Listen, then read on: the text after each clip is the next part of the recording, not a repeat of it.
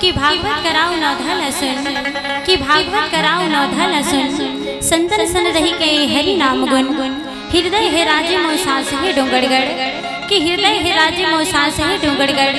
अब यही लगे थे भैया हमर छत्तीसगढ़, यही लगे थे भैया हमर छत्तीसगढ़। बोले छत्तीसगढ़ महतारी की।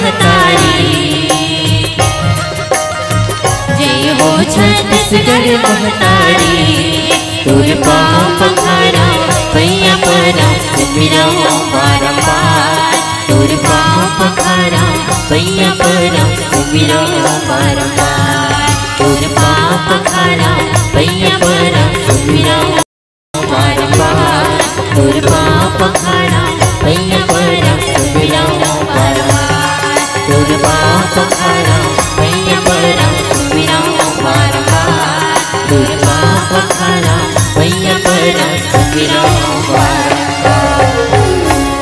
बोले छत्तीसगढ़ महतारी की जय हो।